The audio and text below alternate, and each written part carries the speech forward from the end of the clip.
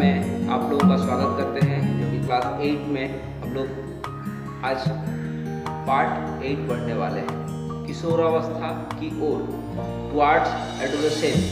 तो आइए इसको स्टार्ट करते हैं हम लोग। तो पिछली कक्षा में आप जान चुके हैं कि किस प्रकार पौधे में एक निश्चित अवधि के बाद कुछ बदलाव देखे जाते हैं। हम लोग कक्षा 7 में पढ़े थे, जैसे कि पहले एक बीज हम लोग लगाते हैं, फिर वो बीज धीरे धीरे क्या होता है कि एक पेड़ का रूप ले लेता है और उसमें फूल, फल आदि लगते हैं। तो एक निश्चित अवधि के बाद उसमें बदलाव आते हैं। मनुष्य में भी इसी प्रकार किसी निश्चित अवधि के बाद कुछ बदलाव आते हैं। तो मनुष्यों में भी कुछ निश्चित अवधि के बाद बदलाव आते हैं। आप अपने आप में महसूस करते होंगे, आप अपने जब बालक काल से अभी तक के काल में जो परिवर्तन आपके शरीर में कुछ न कुछ जो आप ध्यानपूर्वक उसका अवलोकन किए होंगे या अनुभव किए होंगे उसको, तो उस हमको एक क्रियाकलाप के द्वारा इस चीज़ को बेहतर तरीके से समझते हैं। तो आइए देखते हैं, लड़कों में और लड़कियों के लिए अलग अलग कॉलम बनी हुई है, या दोनों में अगर समान परिवर्तन होता है तो वो किस प्रकार का होता है। तो ये उसमें से कुछ उदाहरण मैं लेता हूँ, ठीक है। ये देखिए, सारणी 8.1, आवाज़ भारी होना। आवाज़ भारी होना, आवाज़ का भारी होना। तो आप महसूस कर रहे हैं, आप अभी कक्षा 8 में हैं, आपकी उम्र संभवतः 13 से 14 साल होगी। तो 13-14 साल इस उम्र में आप देखते हैं कि आपके आवाज़ में अचानक भारीपन आना शुरू हो जाता है। तो ये भारीपन यदि किन में आता है, लड़कों में या लड़कियों में, तो यहाँ टिक करना है। अगर लड़कियों में आता है तो लड़कियों में टिक करना है, लड़कों में आता है तो लड़कों में टिक करना है। इसको पढ़कर आपको टिक करना है और आपस में मित्रों के साथ भी आप चर्चा इस पर कर सकते हैं। और भी कुछ चीज़ें हैं, जैसे कंधों की चौड़ाई बढ़ना, कंधों की चौड़ाई बढ़ना, चेहरों पर दाढ़ी मूंछ आना, आवाज का सुरीला होना, स्तनों का विकास, मांसपेशियों का विकास, कूल्हों का चौड़ा होना, शरीर का आकार, लंबाई तथा वजन में तेज वृद्धि, शरीर का आकार, लंबाई तथा वजन में तेज वृद्धि, जल्दी जल्दी भावनाएं बदलना। आप ये भी महसूस करते होंगे कि आपके बहुत जल्दी जल्दी भावना जो है बदलता रहता है। सारे अस्थायी दांत का आ जाना, और इस उम्र तक लगभग जितना आपका अस्थायी दांत है सभी दांत आ जाते हैं। और त्वचा का तैलीय होना, बहुत समय चेहरा से तैलीय महसूस होता है कि तेल निकलता है त्वचा से, शरीर से या हाथ पैर से। तो ये खास करके चेहरों पर ही दिखता है। अपना रोल मॉडल तय करना, इस उम्र में अपना रोल मॉडल तय करना भी होता है। अपने एवं अभिभावकों के विचारों में अंतर महसूस करना, आप अपना विचार और आपके अभिभावक के विचार में भी कुछ अंतर महसूस करते होंगे। विपरीत लिंग के प्रति झुकाव या आकर्षण, या जब विपरीत लिंग होता है तो वहां पे आकर्षण या झुकाव भी संभावना है। तो किन में होता है या दोनों में होता है, तो उसको आपको उस प्रकार से इसको टिक कर लेना है। उसके बाद हम लोग इसको पढ़ने वाले हैं, क्या आखिर किशोरावस्था किसको कहते हैं हम लोग, कि किस समय हम लोगों को मिलेगा। तो किशोरावस्था क्या है? किशोरावस्था जीवन काल की वह अवधि जब शरीर में ऐसे परिवर्तन होते हैं जिनके परिणाम स्वरूप जनन परिपक्वता आती है, किशोरावस्था कहलाती है। जनन परिपक्वता, इसमें जनन परिपक्वता की ओर बढ़ते हैं तो इसको हम लोग किशोरावस्था कहते हैं। तो इसका आखिर उम्र क्या होगा, तो लड़कों और लड़कियों में इसका उम्र अलग अलग होता है। देखिए, यौवनारंभ किशोरावस्था की शुरुआत लगभग 10 से 11 वर्ष की आयु में हो जाती है। यह 18 से 19 वर्ष की आयु तक रहेगी। इसकी शुरुआत होगी 10 साल से 11 साल के पीछे स्टार्ट हो जाएगा और ये चलेगी 18 से 19 वर्ष तक। लड़कियों में यह अवस्था लड़कों की अपेक्षा 1-2 वर्ष पूर्व में ही प्रारंभ हो जाती है। लड़कियों में ये चीज़ पहले प्रारंभ हो जाएगी, दिखने लगेगी, और लड़कों में 1-2 साल के बाद आएगा। जीवन काल की इस अवधि को अंग्रेजी में टीन्स तथा किशोर बालिकाओं एवं बालकों को टीनेजर्स कहा जाता है। अंग्रेजी में हम लोग इसको टीन्स कहते हैं, इस जीवन काल को। ये जो जीवन काल है, कहने का मतलब 10 साल से 19 साल के बीच का जो होगा, तो ये टीन्स, ये समय टीन्स और किशोर किशोरियाँ जो लड़के और लड़कियां हैं उनको हम लोग टीनेजर्स कहते हैं। इस उम्र में जनन क्षमता का विकास होना यौनारंभ कहलाता है। जनन क्षमता का इसमें विकास होता है, ये पीरियड जो होता है, तो ये यौनारंभ कहलाता है। मानव के जीवन काल में उनके उम्र के अनुसार कई अवस्थाएं होती है, जैसे कि हम लोग इसमें बांटते हैं शैशवावस्था, 0 से 5 साल, जब बच्चा जन्म लिया और वह अपना माँ का दूध पीता है उस समय, तो जन्म से लेके 5 साल तक के जो समय हुआ उसको हम लोग शैशवावस्था कह दिए। उसके बाद अगला जो होगा, फिर 6 से 10 साल की उम्र को हम लोग बाल्यावस्था, बालक काल का बाल्यावस्था कहेंगे। और 11 से 19 वर्ष तक की उम्र हमारा किशोरावस्था, जिसके बारे में हम लोग पढ़ने वाले हैं, किशोरावस्था कहलाएगी।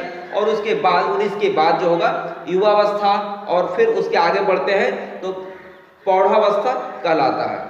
तो हम लोग किशोरावस्था जान चुके हैं। अब किशोरावस्था का क्या होगा उम्र, तो किशोरावस्था 11 से 19 वर्ष के बीच की जो आयु होगी जीवन काल की, वह आपका किशोरावस्था का समय कहलाएगा। यौवनारंभ में होने वाले परिवर्तन, किस प्रकार के परिवर्तन होते हैं यौवनारंभ में, तो आइए कुछ परिवर्तन का हम लोग चर्चा करते हैं। जैसे कि आपकी लंबाई में वृद्धि होगा, इस समय लंबाई में बढ़ते हैं बच्चे, काफ़ी तेजी से बढ़ते हैं इस उम्र में बच्चे। तो इस उम्र में खान पान का भी ध्यान रखना चाहिए, इसलिए ये ग्रोथ पीरियड है आपका। किशोरावस्था के दौरान लड़के तथा लड़कियों की लंबाई में वृद्धि की दर अलग अलग होती है, वृद्धि का दर अलग अलग होगी। हम जानते हैं कि समान उम्र के प्रत्येक लड़के तथा लड़कियों की लंबाई एक जैसी नहीं होती है। कि अगर आपका मान लीजिए 12 साल है और आपके मित्र का भी 12 साल है, तो ये जरूरी नहीं है कि आप दोनों मित्रों का हाइट भी बराबर हो, ये जरूरी नहीं है, अलग अलग होता है। लड़कियों की लंबाई 16 से 17 वर्ष तक पूर्ण हो जाती है, तो उनको जितना बड़ी होना है, जितना लंबी होना है, वो 16 से 17 साल के उम्र में उनकी लंबाई पूर्ण रूप से बढ़ जाती है। और जबकि लड़कों की जो होती है लंबाई 18 साल उम्र के, आपके 18 साल तक वो बढ़ती है, धीरे धीरे 18 साल तक आप लंबे होते रहेंगे, इसका मतलब है। तो एक सारणी दी हुई है 8.2, जिसमें आयु, उसके बाद पूर्ण लंबाई का प्रतिशत यहाँ लड़कियों का और लड़के का दिया हुआ है। उसका एक पूर्ण लंबाई निकाल भी सकते हैं कि आप कितने लंबे होंगे उस उम्र तक, उसका एक सूत्र भी यहाँ पे दिया हुआ है। पूर्ण लंबाई बराबर वर्तमान लंबाई, अभी आप सेंटीमीटर में माप लीजिए, खड़े होकर अपना वर्तमान लंबाई माप लीजिए, और वर्तमान लंबाई मापने के बाद उसको आपको डिवाइड करना है सारणी के अनुसार, आपका जो उम्र है उसके अनुसार आप ले लीजिए जितना है वर्तमान आयु का प्रतिशत वृद्धि दर जितना है आप ले लीजिए, उसके बाद इंटू 100 कर दीजिए। ये इस तरह से जब हम इसको सॉल्व करेंगे तो आपकी संभावित हाइट उस समय तक कितना होगी वो आप इसमें निकाल सकते हैं कैलकुलेशन करके। इसके लिए उदाहरण के द्वारा भी हम लोग इसको देख सकते हैं कि ये किस प्रकार से बढ़ेगा। तो ये हमारे शरीर में लंबाई के अनुरूप था, लंबाई बढ़ रही थी। क्या हमारे शरीर के सभी अंग समान गति से वृद्धि करते हैं? अब सवाल आता है कि क्या हमारा शरीर का जो सभी अंग है समान रूप से वृद्धि कर पाता है या वृद्धि नहीं कर पाता है? कभी कभी किशोर के हाथ अथवा पैर शरीर के अन्य अंगों की अपेक्षा बड़े दिखाई देते हैं, परंतु किशोरावस्था के अंत तक शरीर के दूसरे भाग भी वृद्धि कर शारीरिक अनुपात को समान कर देते हैं। यदि इस उम्र में किशोरावस्था के शुरुआती दौर में आप देख रहे हैं कि आप काफ़ी लंबे हो गए हैं, आपके पैर काफ़ी लंबे हो गए या हाथ काफ़ी लंबे हो गए, तो उसमें चिंता करने की, घबराने की कोई बात नहीं है। क्या है कि समय के अनुरूप जब तक आपका किशोरावस्था का जो ग्रोथ पीरियड है आपका, जब तक ग्रोथ पीरियड है तब तक वो पूरा शरीर का जो रेशियो है, जो अनुपात है, उस अनुपात से आप वृद्धि हो जाएगा। सारा चीज़ जितना आपका वृद्धि होना चाहिए वो सारा चीज़ समान हो जाता है, इसलिए आपको उसमें परेशानी नहीं है, जिससे शरीर सुडौल हो जाएगा। क्या आपने गौर किया है कि आपकी लंबाई परिवार के किसी न किसी सदस्य के लगभग समान होती है? इसका क्या कारण हो सकता है? जैसे कि मान लीजिए आपके पापा काफ़ी लंबे हैं, तो संभावना हो सकता है कि आप भी काफ़ी लंबे हो जाएं। तो आप अपने घर के परिवार के सदस्यों की जितनी लंबाई आपकी भी होती है, इससे ये पता चलता है कि ये जो माता पिता से ही आता है, तो माता से या पिता से ये जो हमें प्राप्त हो रहा है, ये आनुवांशिक गुण को हम लोग जीन के द्वारा प्राप्त होता है, जिसको हम लोग, ये वंशागुणित लक्षण है, वंश के अनुसार ये निर्भर करती है। आपके मम्मी पापा का या भाई बहन का, उसके अनुरूप ही आपकी भी हाइट संभावना है कि उस तरह से होगी, किसी एक के अनुरूप होगी। दूसरा हम लोग शारीरिक आकार में भी परिवर्तन देखते हैं। पहले लंबाई में परिवर्तन देखे, दूसरा हम लोग शारीरिक आकार में भी हम लोग परिवर्तन देखेंगे। आप देखेंगे कि निचली कक्षा की अपेक्षा आपकी कक्षा के छात्रों के कंधे सीने अधिक चौड़े होते हैं। इसका कारण है कि उनका यौवनारंभ हो चुका है। तो आप अपने निचली कक्षा के बच्चों से अगर अपनी तुलना करेंगे, जैसे आप अभी 8 क्लास में पढ़ रहे हैं, तो आप 6 के, 7 के या 5 के, 4 के बच्चों को देखेंगे तो उनके शरीर के तुलना में आपका जो शरीर होगा उसका सीना और कंधे की जो चौड़ाई होगी वह ज़्यादा होगी। इसके साथ ही लड़कियों की कमर का निचला हिस्सा, निचला भाग जिसको हम लोग कुल्हा कहते हैं, कुल्हा चौड़ा हो जाता है। वहीं लड़कों की शारीरिक पेशियां गठीली हो जाती है। मांसपेशी जो भी है शरीर की लड़कों की, वह गठीला हो जाएगा। और तीसरे परिवर्तन की ओर चलते हैं, स्वर में परिवर्तन, आवाज परिवर्तन हो जाता है अचानक। आप इसको गौर करेंगे कि आपके मित्र की आवाज अचानक से बदल जाती है। तो यौवनारंभ में स्वर यंत्र अथवा जिसको हम लोग लैरिंक्स कहते हैं में वृद्धि की शुरुआत हो जाती है। लड़कों में स्वर यंत्र जो होता है लड़कियों की अपेक्षा बड़ा होता है। स्वर यंत्र यहाँ पे होता है, तो लड़कों में क्या होता है, उभरा हुआ ज्यादा थोड़ा बाहर निकल आता है, लड़कियों में बहुत ज्यादा बाहर नहीं आता। तो इससे आपको पता चलता है कि आपका यौवनारंभ शुरुआत हो गया है, लैरिंक्स का ग्रोथ वृद्धि शुरुआत हो गई है। जो सामने गला के सामने जो उभरा हुआ भाग होता है इसको हम लोग एडम्स एप्पल के नाम से भी जानते हैं, या हम लोग इसको कंठमणि भी कहते हैं। लड़कियों में यह अपेक्षाकृत छोटा होता है, लड़कों की अपेक्षा लड़कियों में उभरा हुआ बहुत ज्यादा नहीं होता है। स्वर यंत्र में कभी कभी अनियंत्रित वृद्धि हो जाती है और आवाज फटने या भर्राने लगती है, परंतु कुछ दिनों बाद यह स्वर सामान्य हो जाता है। तो उस उम्र में हो जाता है कि आवाज थोड़ा खराब आने लगता है, अचानक ऐसा महसूस हो रहा हो कि फटा हुआ आवाज आ रहा, मगर वो क्या होता है समय के साथ फिर आपका वो ठीक हो जाता है, उसके लिए वो ठीक हो जाएगा। तो हम लोग चलते हैं चौथे नंबर की ओर, श्वेत तथा तैल ग्रंथियों की क्रियाशीलता में वृद्धि हो जाती है। श्वेत ग्रंथि जो पसीने की निकलने की जो ग्रंथि है या जो तैलीय ग्रंथि है चेहरे पे, उसकी जो क्रियाशीलता में वृद्धि हो जाती है, वो ज्यादा स्राव करने लगेगा, जैसे कि तेल या श्वेत। आपने अनुभव किया होगा कि किशोर किशोरियों में यौवनारंभ के दौरान चेहरे पर फुंसियां और मुहासे आदि हो जाते हैं। आपने अपने मित्रों को भी साथ कभी देखा होगा कि चेहरा पे फोड़े फुंसी आना शुरू हो जाते हैं, क्योंकि तेली ग्रंथि के कारण ये होता है। इसको आप इस किशोरावस्था में ऐसा आपको देखने को मिलेगा। समय के साथ धीरे धीरे ये फिर ठीक भी हो जाता है, स्वतः ठीक हो जाते हैं। इसके लिए आपको कोई भी परेशानी उठाने की जरूरत नहीं है, ये स्वतः ठीक हो जाने वाली चीज है, क्योंकि किशोरावस्था में श्वेत एवं तैल ग्रंथियों का स्राव बढ़ जाता है। अब हम लोग पढ़ेंगे जनन अंगों में परिपक्वता। तो ये किशोरावस्था में मुख्य जनन अंगों में परिपक्वता आती है। तो जनन अंगों की परिपक्वता किस प्रकार से होती है उसको हम लोग जानते हैं। जनन अंगों में परिपक्वता, यौवनारंभ में लड़कों के वृषण में शुक्राणुओं का उत्पादन प्रारंभ हो जाता है, जबकि लड़कियों के अंडाशय के आकार में वृद्धि हो जाती है तथा अंडे परिपक्व होने लगते हैं। अंडाशय से अंडाणुओं का निर्मोचन भी प्रारंभ हो जाता है। तो लड़कियों में और लड़कों में अलग अलग प्रकार का यहाँ फंक्शन होता है, अलग अलग प्रकार का यहाँ जननांग के कारण अलग अलग क्रियाएं भी यहाँ होती है।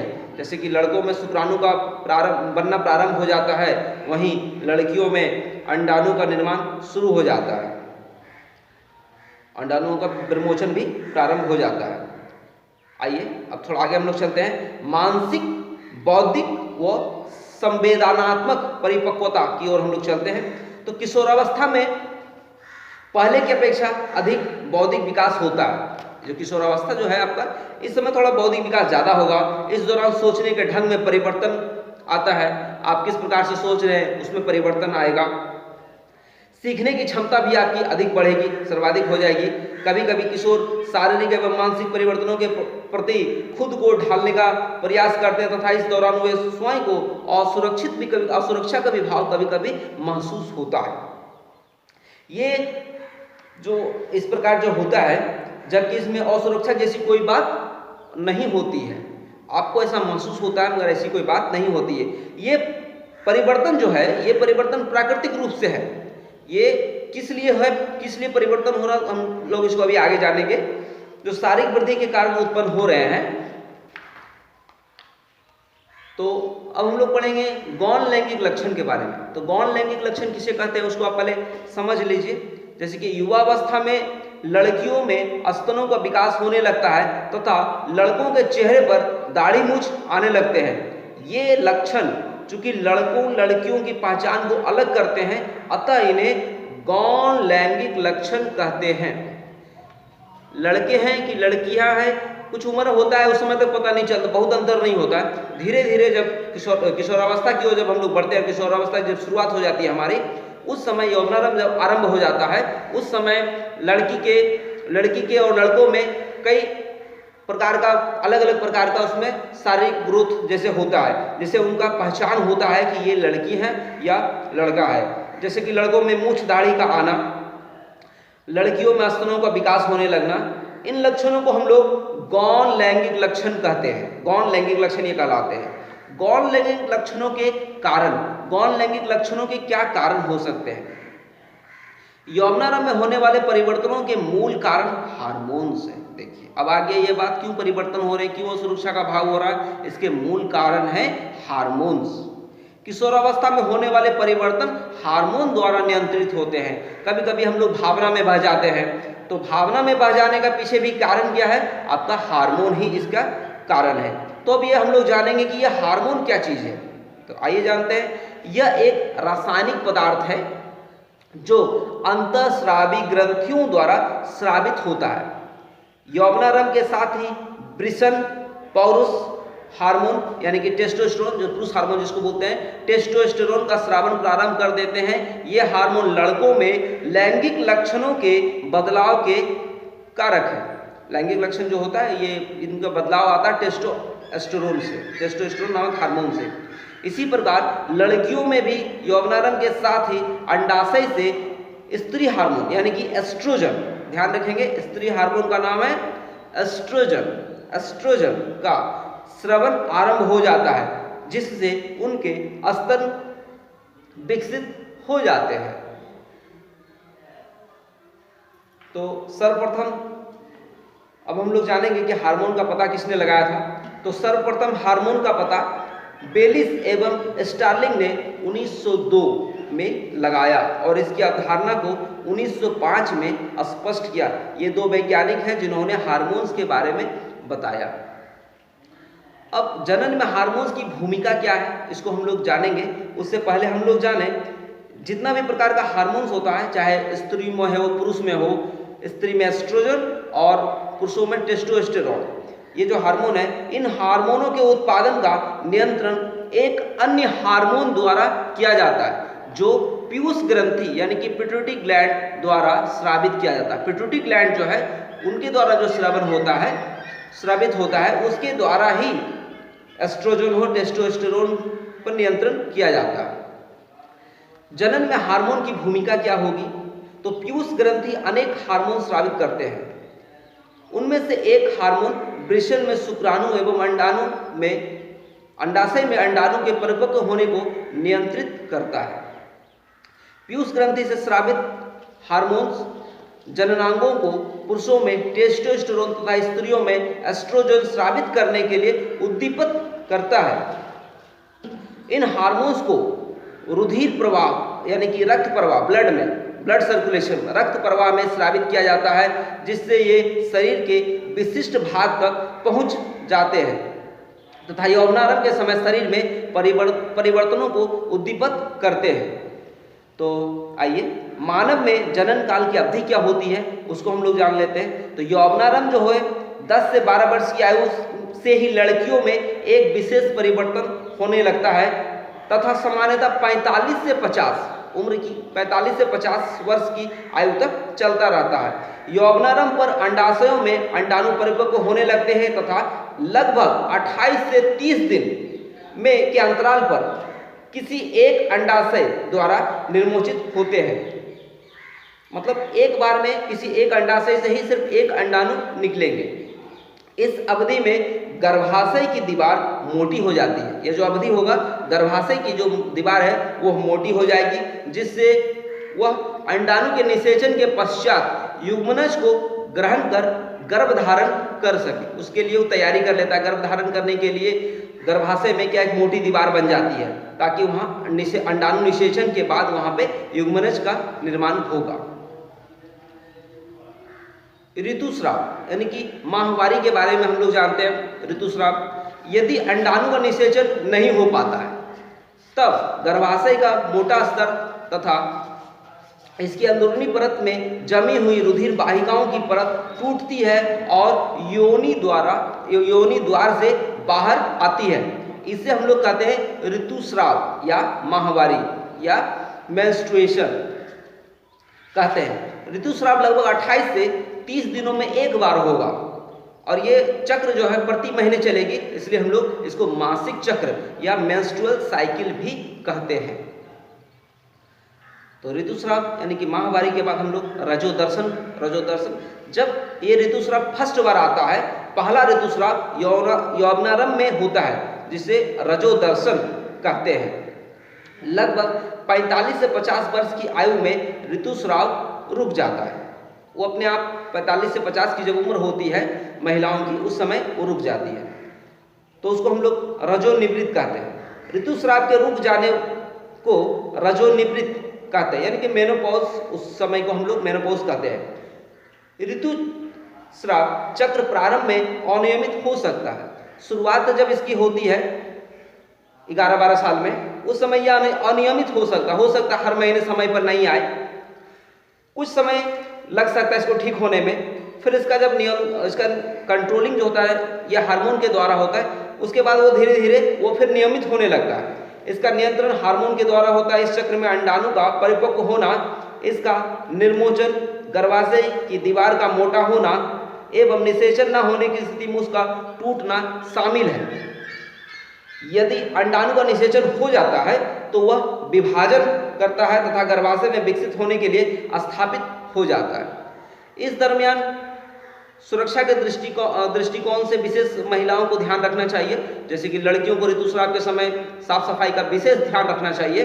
उन्हें अपने ऋतुस्राव के चक्र का ध्यान रखते हुए ऋतुस्राव के लिए तैयार भी रहना चाहिए, मेंटली रूप से उनको तैयार भी रहना चाहिए जब समय होता है तब। ऋतुस्राव के दौरान इस्तेमाल किए जाने वाले पैड या कपड़े कम से कम दिन में 2 बार बदलना भी चाहिए एवं प्रयोग किए गए पैड को अच्छी तरह से उसका निपटान होना चाहिए। इधर उधर नहीं फेंक के उसका अच्छे तरीके से निपटान करेंगे हम लोग। तो उपयोग किए गए सैनिटरी पैड के उचित निपटान के लिए भस्मीकरण यंत्र यानी कि इंसिनेटर्स की व्यवस्था भी विद्यालयों में की जाती है कहीं कहीं पे, और विद्यालयों में सैनिटरी पैड का निःशुल्क वितरण भी किया जाता है। ये झारखंड सरकार की ओर से कुछ उठाए गए कदम हैं। अगले भाग में हम लोग जानेंगे संतति का लिंग निर्धारण किस प्रकार होता है। संतति का लिंग निर्धारण करने का मतलब, बच्चा जब गर्भ ठहरता है उसके बाद जो बच्चा का जन्म होगा वह लड़का होगा या लड़की, इसको हम लोग अगले वीडियो में जानेंगे। ये वीडियो काफ़ी लंबा हो जाएगा, इसलिए हम लोग इस वीडियो को यहीं समाप्त करके इस अध्याय को, इसका सेकेंड पार्ट जब बनाएंगे उसमें हम लोग इसको आगे पूरा इसमें करेंगे। तो इस यहीं पे समापन करते हैं। यदि आपको सही जानकारी लगे तो मेरे चैनल को लाइक जरूर कीजिए और अगला वीडियो पाने के लिए इसको सब्सक्राइब कीजिए। सब्सक्राइब करने के बाद एक नोटिफिकेशन बेल आता है, वो भी दबा दीजिएगा, ताकि आपको इसका नोटिफिकेशन जब मैं अगला वीडियो डालूं तो आपको सही समय पे इसकी जानकारी प्राप्त हो जाए। इसी के साथ धन्यवाद मित्रों।